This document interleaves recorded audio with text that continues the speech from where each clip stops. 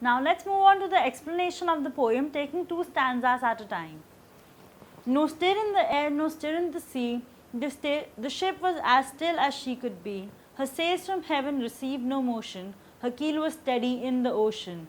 Without either sign or sound of their shock, the waves flowed over the Inchcape rock. So little they rose, so little they fell, they did not move the Inchcape bell. So here we see that the ships was completely, it just stood there and there was no motion to it. That means that the air was not blowing, and the sea and the air and everything else was totally calm around it. There was nothing that could give away that something might happen in the near future. Okay, and even the keel of the ship, that was upright.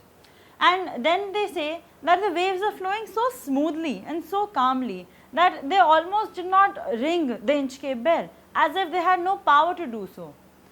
Okay. The abbot of Aberbrothock had placed that bell on the Inchcape rock. On a buoy in the storm it floated and swung, and over the waves its warning rung. When the rock was hit by the surge's swell, the mariners heard the warning bell, and then they knew the perilous rock and blessed the abbot of Aberbrothock. Now, the poet tells us that the abbot of Aberbrothock, being a very spiritual man, had understood the dangers of the Inchcape rock. The Inchcape rock was actually underneath the sea a bit, and that's why it was not visible to the sailors there. And that's why many a times many ships had been wrecked due to that rock. And to prevent more such happenings from happening, the abbot of Aberbrothock had put it on a buoy and further chained it to the Inchcape rock.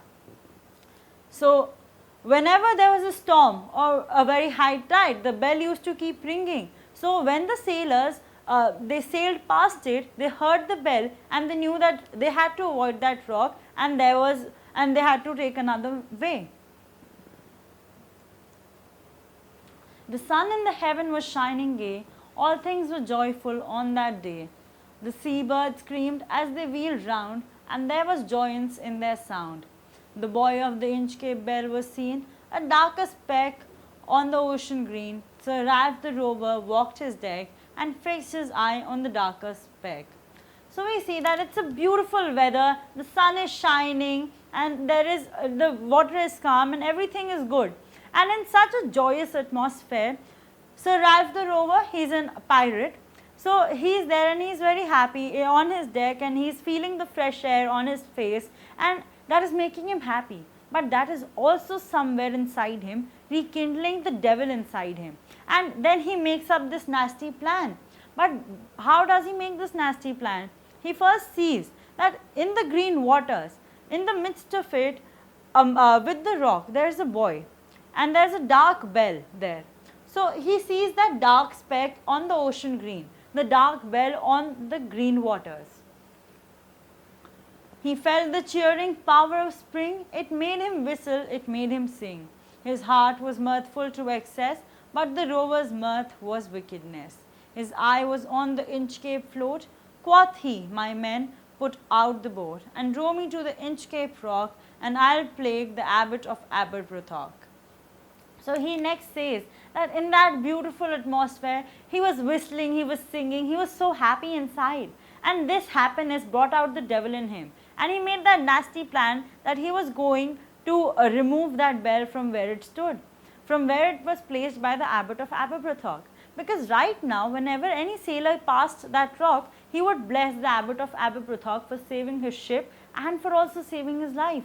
But after that incident, the Ralph did not want anybody else to be able to bless the abbot. The boat is lowered, the boatmen row, and to the Inchcape rock they go. Sir Ralph bent over from the boat, and he cut the bell from the Inchcape float. Down sang the bell with a gurgling sound, the bubbles rose and burst around. Quoth Sir Ralph, the next who comes to the rock won't bless the abbot of Aberbrothock. So we see that the boats are lowered from his ships, and his men take him to the Inchcape rock, and there what he does is, he removes the buoy, and with the buoy removed from the rock, the bell sinks down to the ground of the ocean, and it can no more serve as a precaution, and it can no more be heard by any sailors. So nobody will hear it. That means more ships will be destroyed by the Inchcape rock now, and nobody would be able to bless the abbot of Aberbrothock. Right? Next. Sir Ralph the rover sailed away. He scoured the seas for many a day, and now grown rich with plundered store, he steers his course for Scotland's shore. So thick a haze overspreads the sky, they cannot see the sun on high. The wind hath bloweth a gale all day, at evening it hath died away. Now we see that Sir Ralph removes the bell and then he goes on his way. And he, being a pirate, he plunders many ships and takes their treasures, and with those taken treasures he builds up a treasury of his own, and he is grown very rich. And after growing so rich, he is heading towards Scotland. But as he heads towards Scotland, at first they say that the wind hath blown a gale all day. I mean, all day the sail had been all good, but suddenly a thick haze spreads around the air like a shroud, right? And they cannot see anything. The atmosphere is very thick and impenetrable. On the deck the rover takes his stand, so dark it is they see no land. Quoth Sir Ralph, it will be lighter soon, for there is the dawn of the rising moon. Canst hear, said one, the breakers roar? For methinks we should be near the shore. Now where we are I cannot tell, but I wish we could hear the Inchcape bell. So now their ship is not moving since there is very little air, and they cannot see. Okay, they cannot see for long distances because of the thick haze that has already surrounded them, right? So in this situation, what happens is Sir Rolf is trying to be more positive about it, trying to be more optimistic about it, that no, that we won't die, our ship won't sink, and the moon is steadily rising, and soon it will be up high in the sky, and everything else will be visible soon, and we will be able to make out our way. But clearly this does not happen, and further we can say one of his shipmen, he says that he has a feeling, he has an inkling that they might be near the shore, but he is not sure where they are, he cannot tell, and he is hoping that only if they could hear the Inchcape bell, which Sir Ralph himself destroyed. They are hoping if he could hear the Inchcape bell, they would know whether they are near the Inchcape rock and whether it would hit the sea, or whether they are near the land, or what is the situation. So they know nothing right now, and they are totally stuck.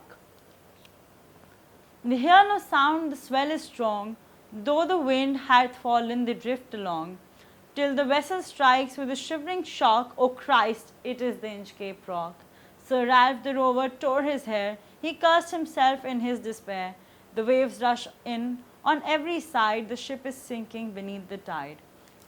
So we see, although the air is not much, but the keel is upright right now, and the ship is slowly moving, right? And then suddenly, where firstly there is absolute silence, and then suddenly, out of nowhere, the ship crashes, and then they realize that they have hit the Inchcape rock, and the inkling was somehow right, and they could not hear the bell because of their own faults. So then the ship hits the Inchcape rock and gets drowned beneath the tide.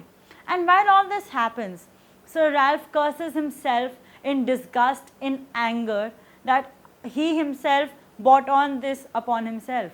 It was the revenge that the Inchcape rock was taking on him, the bell was taking on him. But even in his dying fear, one dreadful sound could the rover hear, a sound as if with the Inchcape bell, the devil below was ringing his knell.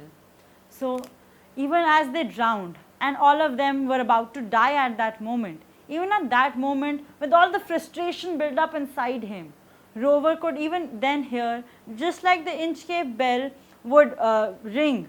In the same manner, it was as if the devil below the earth was ringing the bell, as if mocking him and taking revenge from Sir Ralph.